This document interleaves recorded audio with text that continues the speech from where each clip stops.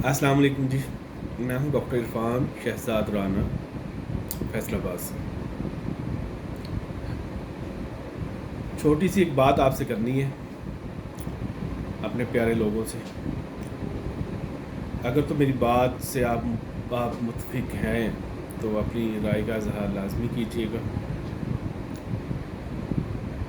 आज से ठीक 1-1.5 माह पहले एक हुक्मरान हमारे मुल्क पे हुक्मरानी कर रहा था। उसके दौर में महंगाई हुई। मैं उस वक्त भी कहता था कि महंगाई जो हो रही है ये पूरी वर्ल्ड लेवल पे हो रही है। पाम ऑयल ट्रेड होता है वर्ल्ड लेवल पे। पाम ऑयल के रेट्स 2 गुना से ज़्यादा हो गए। ज़ाहिर है हम बाहर से वो ख़रीद रहे हैं, मलेशिया से वो आता है। जब हम 2 गुना ज़्यादा अपना उसको ख़रीद रहे हैं अपना रेट पे, तो वो हमारे मुल्क में जब आना है तो उसी रेट पे ही सेल हो। पेट्रोल है आलमी मंडी में जो मार्केट में प्राइस है, उसी प्राइस में हमने उसको ख़रीदना है, तो अपने मुल्क में उसको देना है। अगर तो हम अपना पेट्रोल जो आलमी मंडी में रेट थे उस कीमत पे हमारे हुक्मरान हमें पेट्रोल देते, तो हमारे मुल्क में वो पेट्रोल 220 रुपये 230 रुपये रेट उसका होना चाहिए था। जबकि हमारे इस हुक्मरान ने हमें वो पेट्रोल 150 रुपये 160 रुपये लीटर दिया, और उसने साथ ये कहा कि मैं ये जो 150 160 दे रहा हूँ ये इस वजह से दे रहा हूँ कि 500 अरब रुपया जो टैक्स कलेक्ट हुआ है वो अजाफी हुआ है हमारे तखमीने से। वो जो 500 अरब रुपया है वो मैं अपनी आवाम को उसका रिलीफ दे रहा हूँ। अच्छी खासी हुकूमत चल रही थी, हमें अपना गरीबों को उन्होंने राशन कार्ड बना के दिए, 15,000 रुपया उनको दे रहे थे। जबकि इनसे पहली जो गवर्नमेंट थी वो आई थिंक 2,000 रुपया पर मंथ 6,000 रुपया 3 माह बाद दे रही थी। ठीक है, हमें सेहत कार्ड बना के दिए जिसमें हर फैमिली 10 लाख तक का अपना इलाज किसी भी प्राइवेट या गवर्नमेंट हॉस्पिटल में करवा सकती थी जो गवर्नमेंट ने मुंतखब किए हुए थे। हमारी ये टेंशन भी दूर थी कि खुदा ना खास्ता किसी घराने में कोई ऐसी मूजी मर्ज आ जाए जिसके लिए हमें अपने घर बार बेचने पड़े। ठीक है, वो हमारी मुश्किल भी उस हुक्मरान ने हल कर दी थी। अचानक जितनी भी पार्टी, मैं उसको चोर नहीं कहूँगा, गंदी नहीं कहूँगा, पार्टियाँ थी, आपने कहना है जो भी कहना है, वो उन्होंने मिल के इत्तेहाद किया कि इसको कैसे गिराया जाए। ये तो हमारे लिए सरदर्द बन गया है। ये तो हम आइंदा आने वाले 10 साल भी हमारी जान नहीं छोड़ेगा। हमारे जो केसेस हैं हम पे फर्द जुर्म आयद होने वाली है। ठीक है, तो किस तरह जान छुड़वाई जाए। उन्होंने मिल के इत्तेहाद किया, सब ने मिल के, चोर थे या जो भी थे वो आपने बताना है, सब ने मिल के इत्तेहाद किया। ठीक है, कुछ उसके जो नुमाइंदे थे वो भी बिक गए। ठीक है, उसकी हुकूमत को गिरा दिया गया। वो एक डायरी के साथ आया था, एक डायरी के साथ अपने घर में चला गया।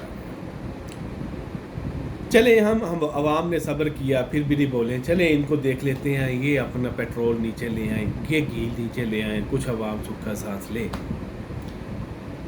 ये जब इससे पहले दौर था कि जब रिज़र्व अपने छोड़ के गए थे, ये तकरीबन 11 अरब डॉलर के रिज़र्व्स छोड़ के गए थे, और ये जो हुक्मरान अभी छोड़ के गया है ये 23 अरब डॉलर की रिज़र्व्स छोड़ के गया है। ठीक है, क्या हुआ कि ठीक 25-30 दिन बाद, 1 माह बाद, ये सभी हाथ खड़े करके बैठ गए कि हमसे अपना मुल्क नहीं चल रहा, हमसे मुल्क नहीं चल रहा, मुल्क डिफ़ॉल्ट हो रहा है, मुल्क डिफ़ॉल्ट। वो 3.5 साल रहा, उसने हमारे आगे कोई ऐसा बयान नहीं दिया कि मुल्क डिफ़ॉल्ट कर रहा है, मुल्क डिफ़ॉल्ट कर रहा है। उसने बहुत अच्छे तरीके से मुल्क को आगे लेके चला। ठीक है, हमें अपना जो भूखी आवाम थी वो भी खाना खा रही थी। वो जो एक प्रोग्राम चलाया, एहसास प्रोग्राम, ठीक है, وہ آپ کیا ہو گیا کہ ایک ماہ بعد ہی ملک ڈیفالٹ کرنے لگ گیا؟ یہ سوچنے والی بات ہے، اور یہ اس میں آپ نے سوچنا ہے کہ کیوں ایک ماہ بعد ہی ملک ڈیفالٹ کرنے لگ گیا ہے، یہ کیوں رونے لگ گئے ہیں؟ وہ بھائی چلاؤ اس ملک کو. خان کہہ رہا ہے کہ اپنا 3 ماہ بعد الیکشن کرواؤ، 4 نہیں، آپ 1.5 سال پورا لو اپنا، آپ اس کو چلاؤ ملک کو اپنا. ہمیں بھی تو پتہ لگے آپ کتنے لائق ہیں. میرا نہیں خیال آپ لائق ہیں. آپ نے عوام کو پاگل بنایا، ہمیں دھوکہ دیا، ہمارے مینڈیٹ کو اپنے دھوکہ دیا. ہم نے مینڈیٹ کسی کو دیا تھا، آپ نے اس کو چرا لیا ہے. ٹھیک ہے. کسی نے فواد چودھری سے پوچھا، کسی صحافی نے، میں صحافی کا نام نہیں لیتا، کہ اگر آپ اتنی ہی اچھی ایک حالت میں اکانومی چھوڑ کے گئے تھے تو پھر 25-30 دنوں میں اتنے برے حالات کیوں ہو گئے؟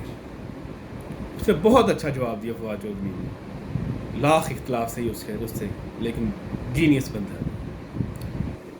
اس نے کہا کہ اس صحافی کو کہا آپ اپنا گھر 2 گھنٹوں کے لیے صرف چوروں کے حوالے کر دو. پھر میں یہی سوال آپ سے پوچھوں گا،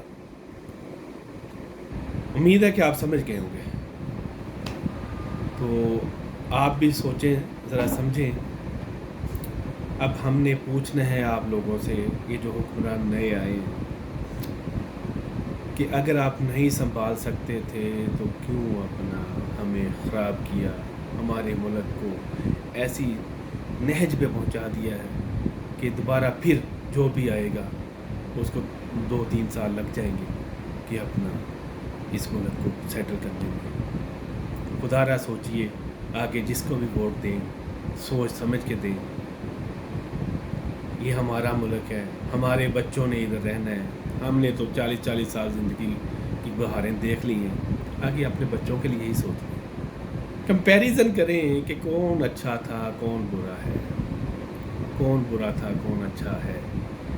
اللہ پاک نے ہمیں دماغ دیے ہوئے ہیں، ہمیں سوچنے کی طاقت دی ہوئی ہے، ہمیں آنکھیں دی ہوئی ہیں جن سے ہم دیکھ سکتے ہیں، اچھے برے کی تمیز کر سکتے ہیں. تھوڑا سا سوچیں اپنے ملک کے لیے. یہ جو اپنی چھوٹی چھوٹی سیاسی وابستگیاں ہیں نا، ان کو پیچھے رکھ دیں، اپنے ملک کے لیے سوچیں. اللہ آپ کا اور میرا حامی و ناصر ہو. خدا حافظ.